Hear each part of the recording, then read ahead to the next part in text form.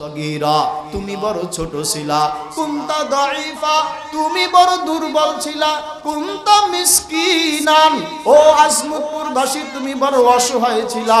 আল্লাহ বলেন শোনো, ফামান কাব্বারা, কে তোমাকে বড় করলো? ওয়ামান জাআলা মুদগা ওয়ামান জাআলা আলাইহি কাসামা লাহমা, সেই কঙ্কলে রূপান্তরিত তোমাকে কে করলো? কঙ্কলের উপরে গোস্তের আবরণ, হাড্ডির উপরে গোস্ত কে লাগাইয়া দিল? ও বান্দা, আমি আল্লাহ যখন তিলে তিলে তিলে তিলে তোমাকে আস্তে আস্তে বড় করলাম, হাত দিয়া ধরতে শিখাইলাম, পাও দিয়া চলতে শিখাইলাম, আমি আল্লাহ ভালো মন্দ বুঝতে শিখাইলাম, আমি আল্লাহ রাতের আধারে তোমাকে বড় করলাম, দিনের আলো কুদরত দিয়া তোমাকে বড় করলাম। সব কিছুর বিনিময়ে তুমি আস্তে আস্তে আমি মালিককে বলতে শুরু কইরা দিলা। বান্দা, এইবার তুমি আজমতপুরবাসী বলো, যেই আল্লাহ আমি সব কিছু তোমাকে দিলাম, বিনিময়ে আমি আল্লাহকে তুমি ভুইলা গেলা, এইটা কি তোমার জন্য উচিত হইল কি না? আল্লাহ বলেন না, তোমার জন্য উচিত হইল না। আল্লাহ বলেন শোনো শোনো শোনো, ঘোষণা তোমাকে দিয়া দিলাম, আমি আল্লাহ তোমাকে ঘোষণা দিয়ে দিলাম, তোমাকে এইবার শুনাইতেছি শোনো। তুমি কিন্তু, আমি কিন্তু আল্লাহ, বলেন না আল্লাহ। আল্লাহ বলেন এই শোনো শোনো শোনো, আমি কিন্তু দুনিয়া তোমার মায়ের মতো না, তোমার বাবার মতো না, তোমার দলের নেতা এবং লিডারদের মতো না। ও আল্লাহ, আপনি কেমন বলেন? আল্লাহ বলেন শোনো, মা তোমার উপরে রাগ হইয়া যায়, বাবা রাগ হইয়া যায়, কিন্তু আমি মালিক, আমি আল্লাহ হইলাম এমন, আমিও তোমার উপরে রাগ হই, কিন্তু আমার রাগের ধরনটা কেমন শোনো, দুনিয়ার কোনো মানুষের সাথে তুলনা চলে না। আল্লাহু আকবার। আল্লাহ কেমন যেন বুঝাইতেছেন, ও দুনিয়ার মানুষ, শোনো শোনো শোনো, তুমি অন্যায় করো নাই, অপরাধ করো নাই, অন্যায় অপরাধ না করার পরেও তোমাকে জেলের মধ্যে নিয়ে যায়, তোমাকে অস্ত্র মামলা দিয়া দেয়, তোমাকে টেন্ডারবাজির মামলা দিয়া দেয়। দুনিয়ার মানুষ তোমাকে এমন করে, 9তে 6 করে, তিলকে তাল বানায়, তালকে আবার পাহাড় পরিমাণ বানাইয়া তোমাকে অপরাধ না থাকলে অপরাধী বানাইয়া সাজা দেওয়ার জন্য তারা মজা পায়। আল্লাহ বলেন শোনো, আমি আল্লাহ এমন না। ও আল্লাহ, আপনি কেমন?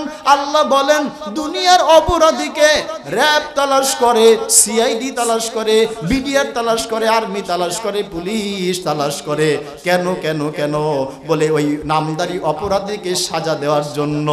দুনিয়ার সব অপরাধীদেরকে প্রশাসনের লোকেরা, আর্মিরা, বিডিআররা সাজা দিয়া মজা পায়, কিন্তু আল্লাহ বলেন না আরেকবার আল্লাহ। ওই মালিক কেমন? ওই আল্লাহ বলেন শোনো, আরে দুনিয়াওয়ালারা তোমাকে খুঁজে সাজা দেওয়ার জন্য, আর আমি আল্লাহ রাত্রি বেলা কুদরতি হাতটাকে ছড়াইয়া দিয়া আমি আল্লাহ তোমাদেরকে ডাকি, আমি আল্লাহ গুনাহগারকে ডাকি, আমি আল্লাহ বেনামাজিকে ডাকি, আমি আল্লাহ সুদখোর ঘুষখোরকে ডাকি, আমি আল্লাহর রহমতের দরওয়াজা খুলিয়া দিয়া দুনিয়ার মানুষেরা তোমাদেরকে সাজা দিয়া মজা পায়, আর আমি আল্লাহ তোমাকে ক্ষমা করে মজা পাই। আরে দুনিয়ার মানুষরা তোমাকে সাজা দিতে চায়, আর আমি আল্লাহ তোমাকে মাফ কইরা দিতে চাই। আল্লাহু আকবার। ওই মালিক বলে, এই তোরা আমার মহব্বত বুঝবি না, আমার মহব্বত যদি বোঝার মতো যোগ্যতা তোর থাকতো, আমি মালিক তোকে দৈনিক 5 বার ডাকি, 5 ওয়াক্ত আযান দিয়া ডাকি, তোকে তো আমি সেইখানে পাইলাম না। এখনো শোন, আমার বন্ধুকে, যেই নবী মুহাম্মদুর রাসূলুল্লাহ সাল্লাল্লাহু আলাইহি ওয়াসাল্লামকে, আমার বন্ধুকে তোমাদের মাঝে পাঠাইলাম, এখনো সেই নবীর সুন্নতের অনুসরণ করো, নবীকে মুহাব্বত করো, ভালোবাসো নবীকে। বলে কেন? আল্লাহ বলেন শোনো, মুহাম্মদুর রাসূলুল্লাহ, বলেন না সাল্লাল্লাহু আলাইহি ওয়াসাল্লাম। বলে এই মুহাম্মদ এমন এক নবী, আল্লাহ আল্লাহ আল্লাহ আল্লাহ। আদম আলাইহিস সালাম বলেন, মাওলা ব্যাপারটা তো বুঝলাম না। আদম কি বুঝলা না? বলে জান্নাতের মধ্যে গেটের মধ্যে লেখা লা ইলাহা ইল্লাল্লাহ মুহাম্মাদুর রাসূলুল্লাহ।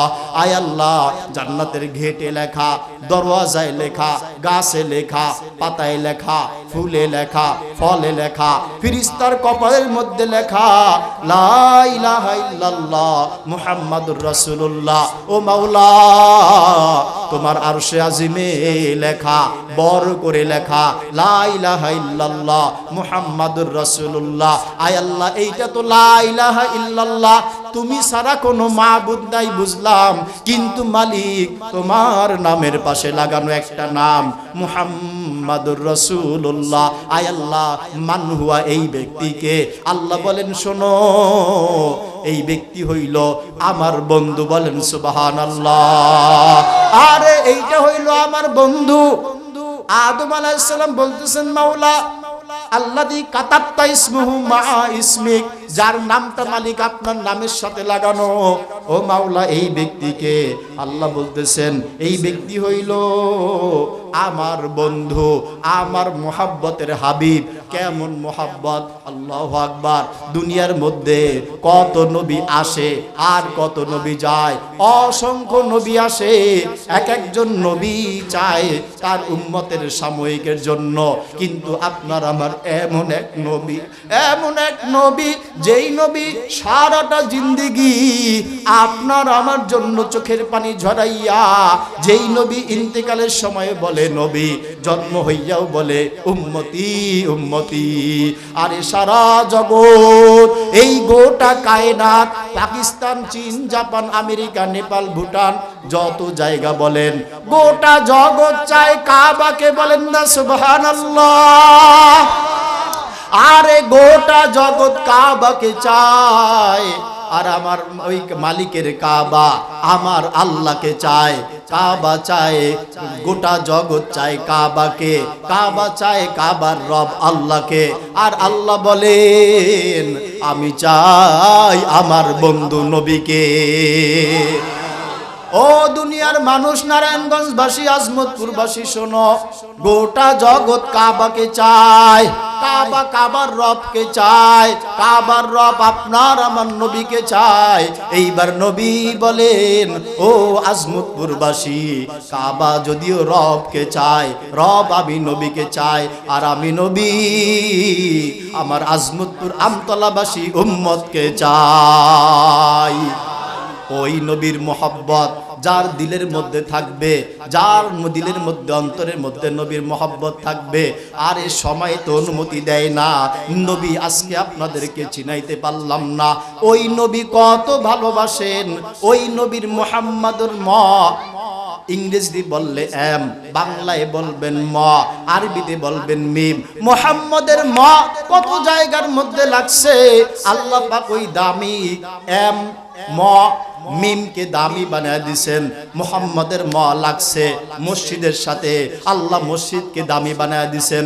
মুহাম্মাদের ম লাগছে মসজিদের মিম্বারের সাথে, আল্লাহ মিম্বারকে দামি বানায় দিয়েছেন। মুহাম্মাদের ম লাগছে মুয়াজ্জিনের সাথে, আল্লাহ মুয়াজ্জিনকে দামি বানায় দিয়েছেন। মুহাম্মাদের ম মাওলানার সাথে লাগছে, আল্লাহ মাওলানাকে দামি বানায় দিয়েছেন। মুহাম্মাদের ম মুফতির সাথে লাগছে, আল্লাহ মুফতিকে দামি বানায় দিয়েছেন। মুহাম্মাদের ম মুহাদ্দিসের সাথে লাগছে, আল্লাহ হাদিসের বরকতে মোহাব্বতকে দামি বানায় দিয়েছেন। মুহাম্মাদের মা মিনারার সাথে লাগছে, আল্লাহ মিনারাকে দামি বানায় দিয়েছেন।